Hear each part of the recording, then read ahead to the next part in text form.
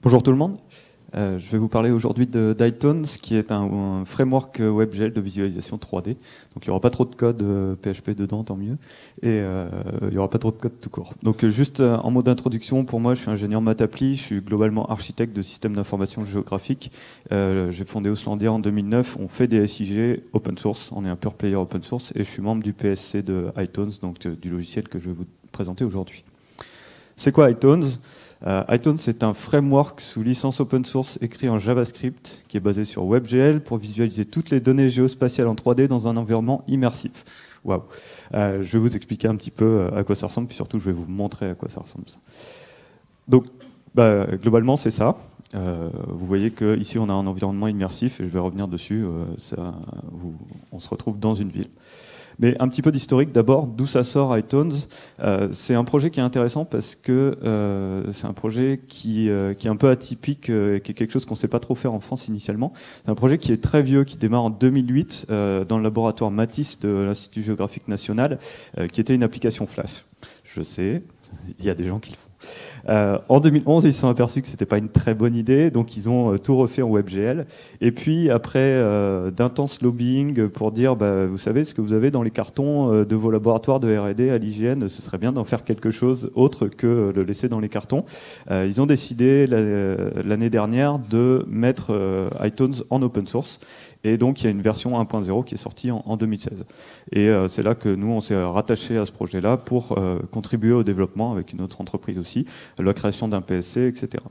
L'objectif étant de sortir en 2017, début 2017, une version 2 qui sera la première vraie release, parce que la version 1, c'était les cartons ouverts avec toutes les surprises qu'on a à l'intérieur. Donc, autant dire que c'était pas forcément quelque chose qui était industrialisable. Donc, on est sur cette phase d'industrialisation sur 2017. Alors pourquoi ce logiciel ?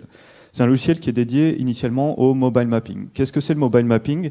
C'est globalement tout ce qui va sortir de ce genre de véhicules. Ça, c'est les véhicules qui s'appellent Stereopolis de l'IGN. C'est globalement le Street View de l'IGN, mais un petit peu plus complexe. Donc il y a un véhicule de recherche, un véhicule de production ici que vous voyez.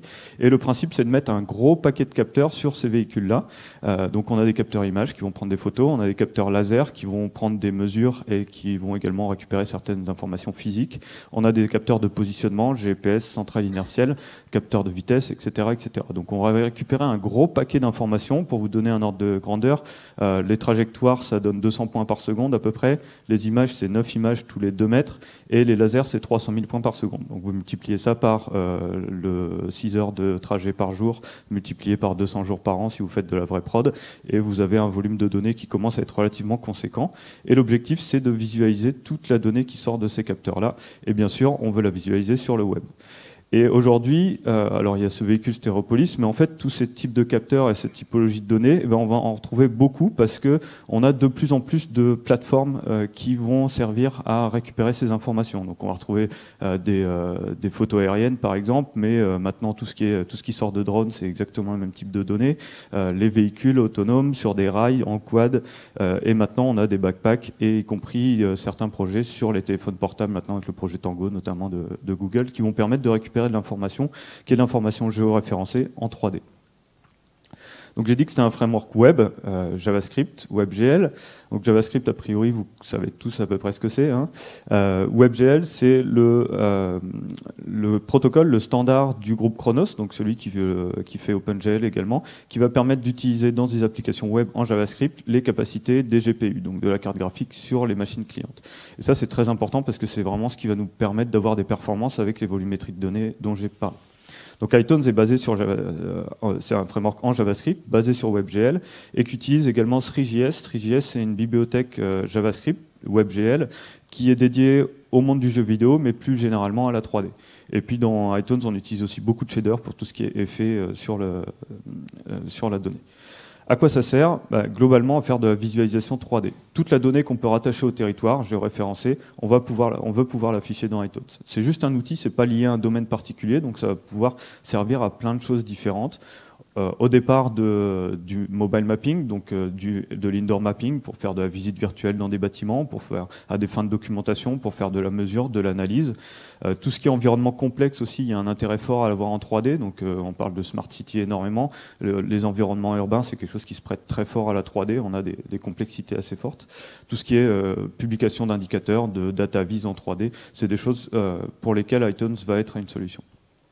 Et puis également tout ce qui est couplage de simulation avec la visualisation. Donc il y a la désegmentation de tout ce qui est calcul physique pour l'amener sur le web et donc pouvoir la visualiser. Et bien sûr, c'est ouvert à tout type de visualisation. J'ai dit que c'était un environnement qui permettait de faire de l'immersif. Ça, c'est le type de données qu'on va récupérer à partir d'un véhicule. Ça peut être de la donnée drone également. Donc, c'est des photos, des séries de photos prises toutes les 2 mètres. Et ce qu'on veut faire, c'est rendre l'utilisateur à l'intérieur de cet environnement-là. Le principe, c'est de dire, on a des bâtiments qui sont des bâtiments 3D. On fait des boîtes à chaussures, on appelle ça juste de l'extrusion de bâtiments 3D. Et on a la photo. Et si on replace la photo dans l'environnement 3D juste à l'endroit où elle a été prise, eh ben on va avoir l'image du haut, c'est-à-dire qu'on voit aucune déformation. On projette la photo pile à l'endroit où elle est. Pour l'utilisateur, quand il se place à cet endroit-là, il ne voit pas de déformation.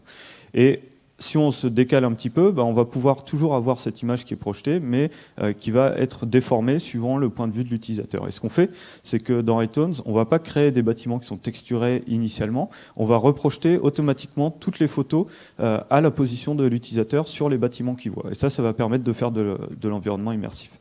Donc on projette également sur les nuages de points. C'est open source, c'est sur GitHub, c'est en licence Cecil B et MIT. Il y a un PSC, donc un Project Steering Committee. On est en train de construire une communauté autour de ça. On accepte toutes les contributions de développeurs. Et puis, je vais vous montrer un petit peu à quoi ça ressemble avec une vidéo qui va vous présenter les différentes fonctionnalités. Donc au départ, on a un globe, ça c'est dans la version 2, qui ressemble à du Google Earth, mais qui est bien sûr sur du web ici complètement. Donc on a des petits effets d'atmosphère, on a de la projection des images satellites ici sur le globe, qui peuvent être éventuellement animées. On a également la gestion de tous les types de données géospatiaux qu'on va utiliser classiquement. Donc ici un modèle numérique de terrain. On voit qu'on a l'élévation. On a des trucs un peu fancy du type l'animation temporelle avec la lumière du soleil qui va descendre en fonction de l'heure qui passe. Et puis, on va avoir des données qui sont des données type laser ici, donc un type de données un peu différent, ce qui sort des imageries LiDAR. Là, on fait de l'affichage de millions de nuages de points dans le navigateur en live. Donc, on va les chercher sur Internet et on les affiche avec des systèmes de gestion de niveau de détail, etc. Et puis là où iTunes va être différenciant, c'est qu'on a ce passage du globe à l'immersif. Donc ici, on voit le principe que je donnais tout à l'heure. Donc là, on est en imagerie pure. On voit les bâtiments en 3D qui apparaissent et on voit qu'on reprojette les images dessus. Et si on se place au niveau de l'utilisateur, on a l'impression d'être dans l'environnement 3D immersif et on va pouvoir se balader et ça va charger au fur et à mesure les nouvelles images pour les reprojeter. Ici, on a du bâti 3D texturé, donc là, pour le coup, c'est des textures qui sont fixes. Et si on repasse dans l'environnement immersif, on voit qu'on a toujours cette projection des images sur les bâtis 3D, et puis on voyait les nuages de points également.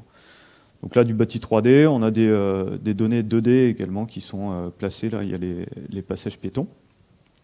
On peut faire de l'import d'objets, alors ça c'est grâce à la librairie 3JS qui fournit un grand nombre de fonctionnalités de gestion de données 3D. On va pouvoir insérer directement de la donnée Collada, on est dans un environnement 3D, il y a des primitives dans 3JS qui vont permettre de dire charge-moi ce fichier Collada et puis ensuite on peut interagir avec pour aller le replacer dans l'environnement. Un autre exemple d'utilisation, ça c'est la ville de Montréal. On a des bâtiments qui viennent de l'Open Data de Montréal, donc c'est du CityGML initialement. On va les visualiser et puis afficher en même temps les nuages de points qui correspondent à une couverture laser qui vont nous permettre de faire le rapprochement entre le bâtiment et puis les élévations. Donc tout ça, encore une fois, on voit que c'est dans un navigateur en live et on a tout des processus de gestion du chargement de la donnée, puisque c'est de la donnée volumineuse, qui va nous permettre de l'afficher avec des performances qui restent correctes.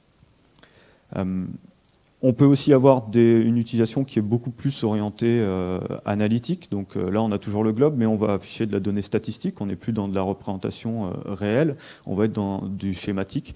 Donc là, c'est les emplacements des universités. Ici, on a de la mesure de pollution sonore en ville. Donc ça doit être à Paris également.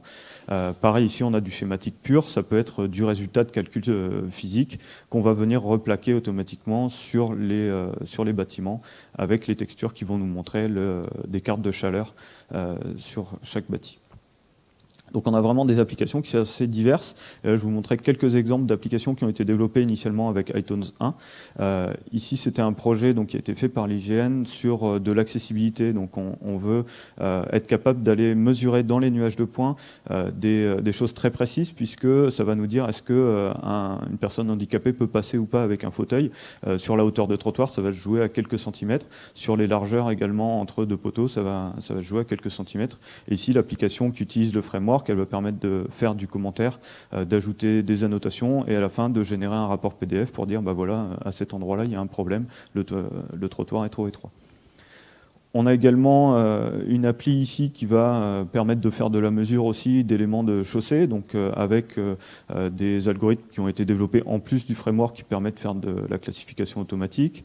Un autre exemple d'application qui est assez simple à faire avec Three.js, qui va être de la simulation d'inondation. Donc là, on a le modèle numérique de terrain avec l'orthophoto qui est plaqué au-dessus, et on va juste bouger un plan vertical, enfin un plan horizontal qu'on va faire bouger verticalement pour montrer que le niveau d'eau peut monter et jusqu'où ça peut impacter les bâtiments qu'on va visualiser. Donc là, c'était sur la Corse. Ici, on l'a à Paris.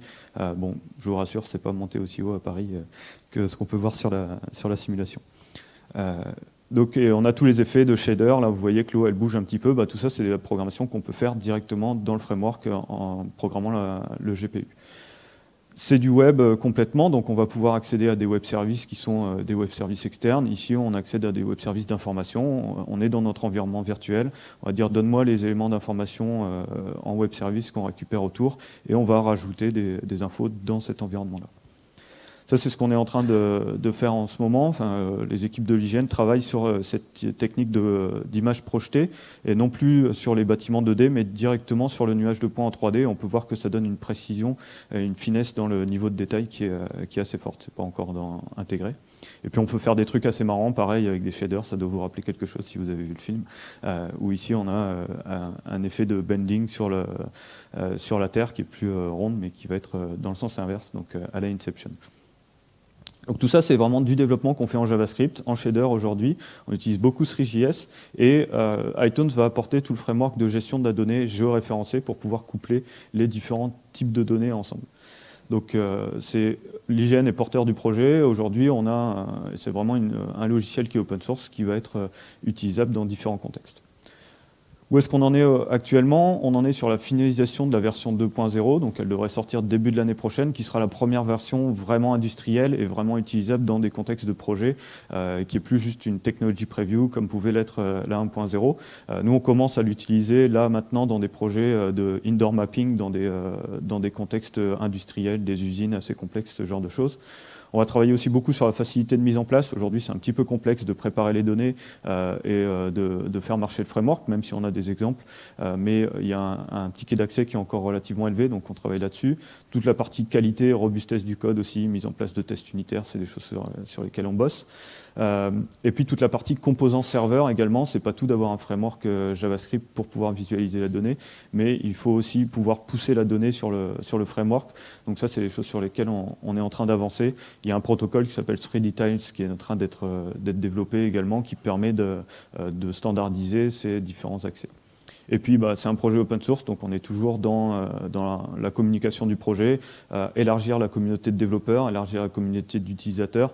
Je ne sais pas si vous avez vu la conférence tout à l'heure sur le projet open source qui expliquait qu'il faut aussi faire vivre le projet de façon financière. Donc là, c'est l'utiliser dans des projets industriels, trouver des sources de financement pour le développement et ainsi capitaliser sur ce framework-là. Voilà pour la présentation. J'ai même le temps pour les questions. Je crois que je suis pile dedans.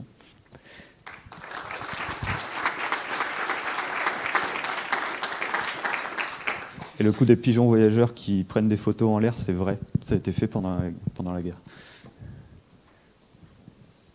Est-ce que quelqu'un aurait des questions?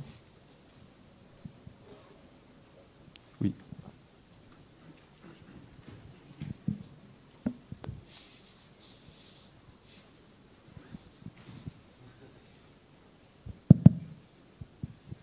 Et du coup, pour vous financer, comment ça se passe? Du coup, c'est l'IGN qui vous finance ou c'est Alors, pas du tout. Non. Nous, on fait que du logiciel libre chez Auslandia et on a un business model assez classique. On vend du service. Donc, on va vendre de la formation, du développement, du support et on réalise des projets. Nous, on vend les projets et du coup, on capitalise sur le framework. D'accord. Et vous êtes combien du coup dans l'équipe? Nous, on est dans l'équipe iTunes. Ouais. Où, chez Auslandia, on est 15. On sera 15 en janvier. Dans iTunes, on est entre 10 et 20, quoi. De contributeurs réguliers. Il y a, disons qu'il y a 4-5 développeurs core et ensuite il y a tout un panel de gens autour. La majorité étant à l'IGN et chez nous on en a quelques-uns. Il y en a d'autres entreprises et il commence à y en avoir des gens extérieurs. D'accord, merci. Une autre question derrière.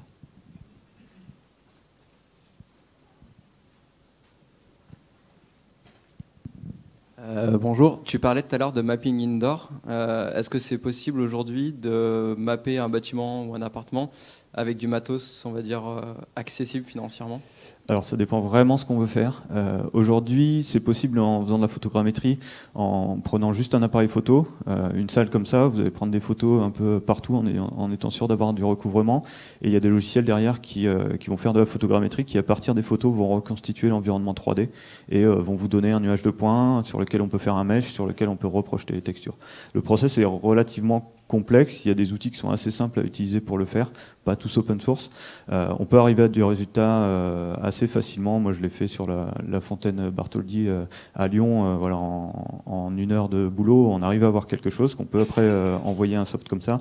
Par contre, si on veut commencer à faire de la qualité, si on veut commencer à faire de la mesure, si on veut connaître le degré de précision qu'on va avoir sur le référencement de chaque point, c'est quelque chose qui est beaucoup plus complexe. Et des solutions, ça va de un appareil photo classique jusqu'à des outils le backpack Leica, il est à 250 000 €. Donc, voilà. Ça dépend vraiment de ce qu'on veut faire avec. Okay, merci. Et pour être très clair, iTunes, c'est vraiment un framework logiciel, on ne fournit pas la donnée avec. L'IGN a des sources de données, mais après, il faut soit les récupérer, si vous êtes organisme public, ça peut se faire gratuitement, soit il faut les acheter, et après, il y a d'autres fournisseurs de données 3D qui vont pouvoir les fournir, mais nous, on fournit vraiment juste le framework logiciel. Il y a un petit peu d'exemples, de données d'exemples, mais c'est tout. On a le temps pour une autre question? Il n'y en a plus? Petite question? Ok, ben merci beaucoup, et bon appétit.